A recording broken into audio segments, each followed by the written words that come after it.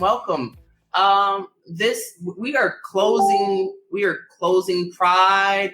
We are right now closing up the month of Pride. We are the whole thing at this point that I've been sitting here thinking about has been like I've been thinking about so much is resting with me right now. The Florida incident. And the collapse of those buildings, the situation regarding how we're talking about rescue and saving lives and just so much is resting there. My mind just really goes to Florida. Goes to Florida right now, and it's going to a lot of people who are just really waiting for their families to be rescued and maybe just to know that they transitioned, know that their bodies were found. My heart goes to them. So we do send some love to those in that community. I also want to just hold the space for a lot of people this month. If you don't mind with me, just for a moment, like for those who come to this space as allies for queer people, for those who are open to queer folks, or you have someone in your family, for those who are open and unapologetically, right? Unapologetically trans, non-binary, pansexual, omnisexual, two-spirit, bisexual, gay, lesbian, fluid, you name it, right?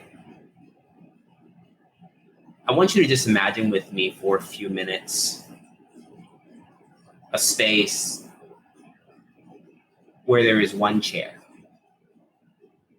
and that chair is empty. And that chair is for the people who can't live out loud. It's an empty chair. It's the empty chair for the conversations that many people haven't yet had. It's the empty chair for someone who hasn't reconciled their sexuality, their relational expression, their most innermost part. It's the chair for people who can't come out because they will get fired. It's the chair for the mother who in many ways is trying to navigate still being in love with their spouse while also having attractions and realizing the beauty in someone else who is of the same sex or same gender. Is a chair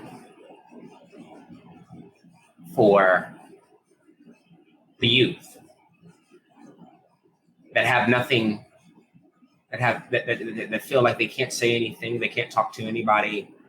It's empty. It's an empty chair. It's a chair for the ones who are just wish that they could sit in the chair and be be blessed and be acknowledged and have a seat at the table, but they're not allowed to be in that chair. It's a chair that's empty because there are some folk in many ways who have religious restrictions, and dogma and religion has told them what they are not allowed to be and how they are not allowed to express love. It is a chair for those who are sitting in a space right now where they can never hop into that public chair, be at the center of attention, and be able to shine. It is a chair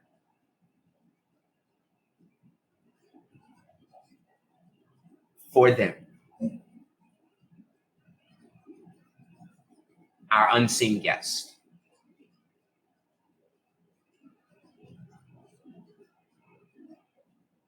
Our guests that are sitting in spaces where they cannot live out loud.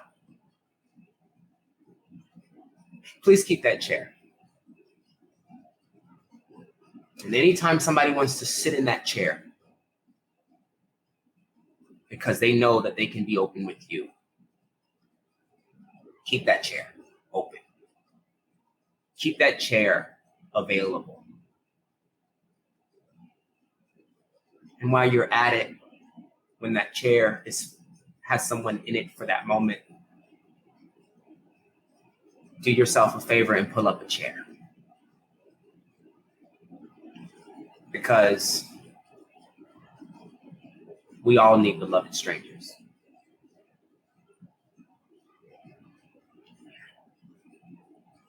I sit with that, and I probably bring you into a moment, and I'll share with you a quick personal story, because I thought to myself, it was very interesting. I recently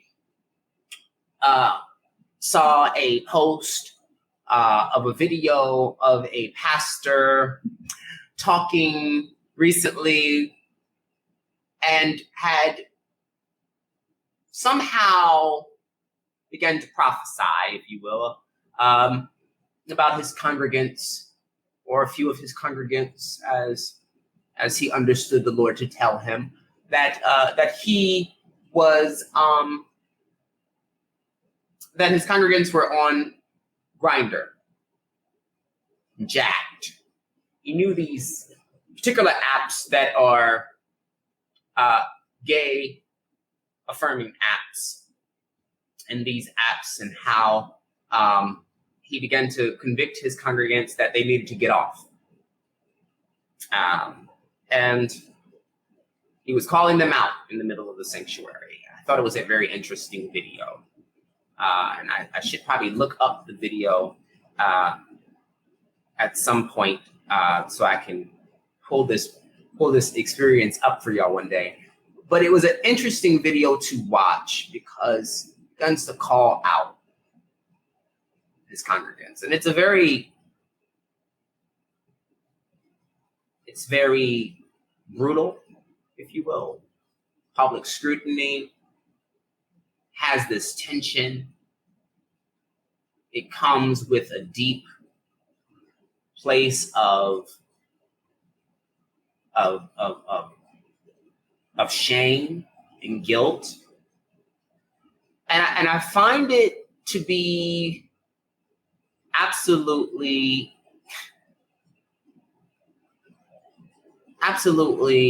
antagonizing. And I can only imagine what people felt like in that congregation in that present moment, especially those who are queer, who identify within the LGBTQ community, and how they come to this place of worship all the time. And one of the things that really sat with me for a few minutes as I share this with you was that I look, I'm clergy. I am certified, ordained, however you want to put it. I have a Grindr account. No lie. I have a Jack account. No lie. And I thought to myself, wow. For some people, And I don't want to romanticize this experience, but for some people who are trying to embrace their most liberated self, engage in their spirit of liberation and love without guilt, without shame,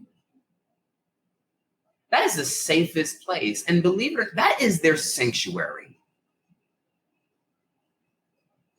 It is a moment, and I'm not saying that everybody needs to be on these apps, but I am saying, like, we don't live in a world where you can just openly talk about experiences, relationships, share in your most vulnerable or most intimate and sensual conversations. And for some place, and for some people, that place are those apps.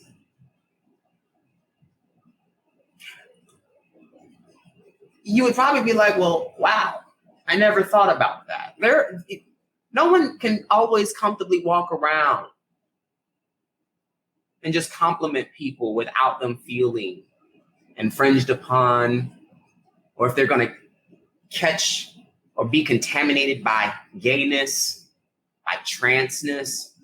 There's transphobic dialogue. And it's just very sickening. And sometimes these apps create that space beyond just what people have often used it for, which are either hooking up. Let's just be real. That's what it is. Or, you know, in the end, right? One night stand. It's a real thing. But there are people who actually use it to find community.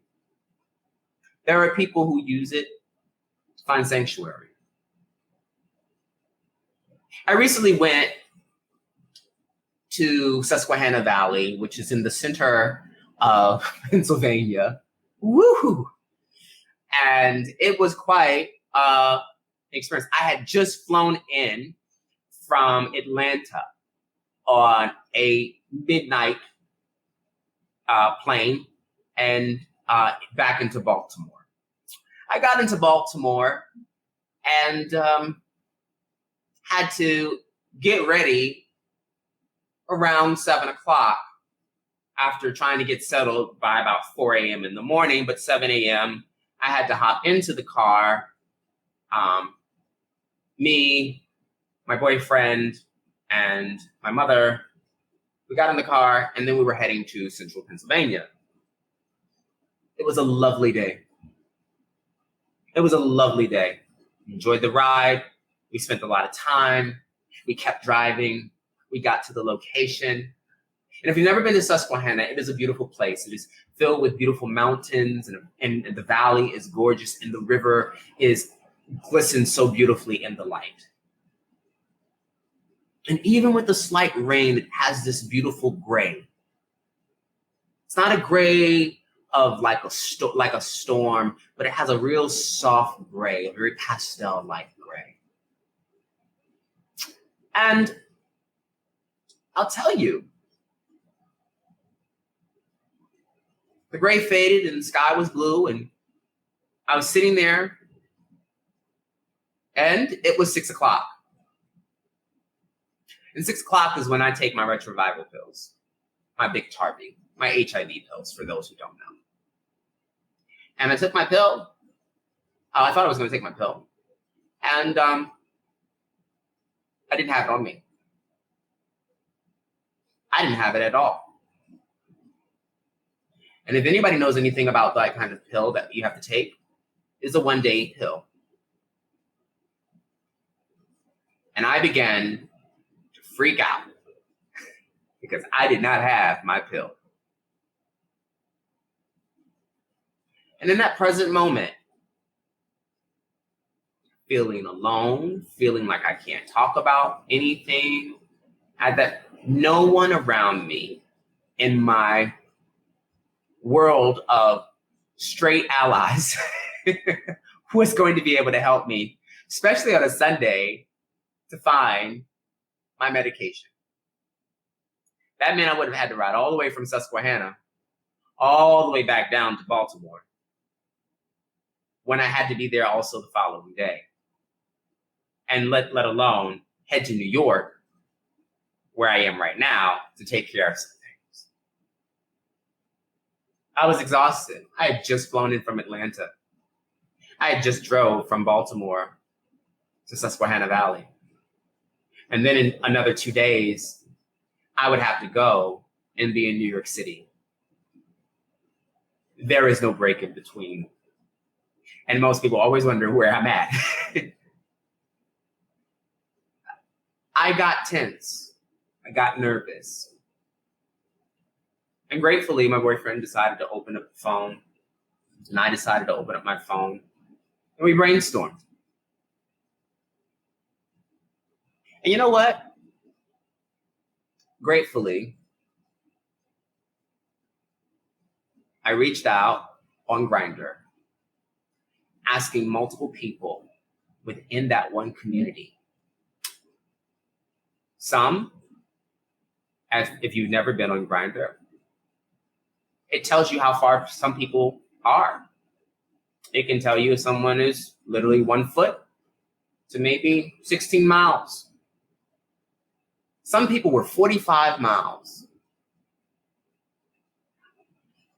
And then I'm asking a very deep, sincere, and I'm having a sincere outcry for help. Because no one in Susquehanna Valley can help me, nor my allies. I don't know the medical system. And you know what I had to do? I reached out to the only place that I possibly knew I could talk to people about my experience. Fortunately, we got information of a nearby hospital that offered medication for moments like these. And it was because of a community that was probably literally 45 minutes from Susquehanna that gave me insight about how to make sure that I was able to get my pills. It was an amazing experience. And I was thinking to myself, as I reflect, how important it is to have community that is like sanctuary, to have spaces where we can be brave enough to have outcries while we're living out loud. What does it look like in those sanctuaries?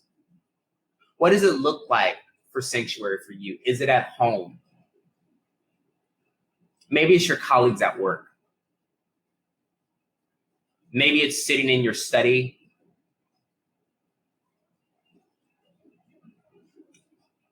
Maybe it's playing baseball, the football, with some people that you have in a board game, video games. Sometimes we find our sanctuaries in the most uniquest spaces. Sometimes we find community in places where others will not understand.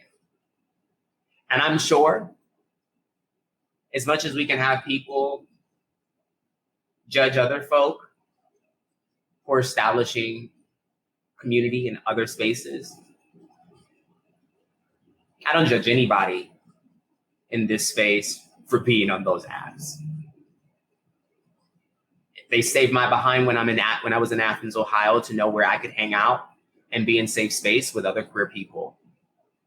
Because when you're in a red state, you're quite unsure about where you can go. Sometimes you just already have preconceived notions of where you live. And you have to look to find out what are safe spaces for you, your family, your partners, and the way that things work out can just change your experience. I'm very grateful for the many people in Susquehanna Valley that offered their insight so I could have my medication. I am grateful to not only just those people, I am grateful for my queer community for allowing for me to be vulnerable and available to share that information. Living HIV positive in a world that stigmatizes and criminalizes people like myself. And in many ways, we all go through those criminalizations and victimizations. Just like that pastor was supposedly prophesying and saying that somebody's on Jack. It is a moment, maybe for those congregants to be on Jack and Grindr, because you know what? They need to find sanctuary because they can't find it in their own church. They can't find it in their home. They can't find it in their job. And no one has bothered to keep an empty chair like I've invited you to do today. To keep the empty chair for the one that is willing to sit in that chair and be vulnerable with you. All things work together for the good of those. The good of those that practice love, that do love in the world, all things. And there is no failure in that. That is the most unfailing experience. Love is the most unfailing experience that allows for us to offer restoration, to offer rejuvenation, to offer wholeness. And I would not dare want to take that away from anybody seeking a community to be loved, to be held. And yes, it is complicated to be in community all the time. We don't all agree. We all come from different perspectives. But it is great when we can be ourselves, live out loud, and feel like we, no matter what, we're in sanctuary. That we are worthy of our life, that we are worthy of the strength to be courageous, that we are worthy to be together, that we are worthy to also be critiqued. When we're doing this thing, allow for people to be human and to be human together and to find sanctuary and the least unexpected places. Even if it is Grindr, it doesn't matter. It's a space where they can be brave. I'll take brave space before I take a space that has nothing regarding my becoming, let alone my belonging.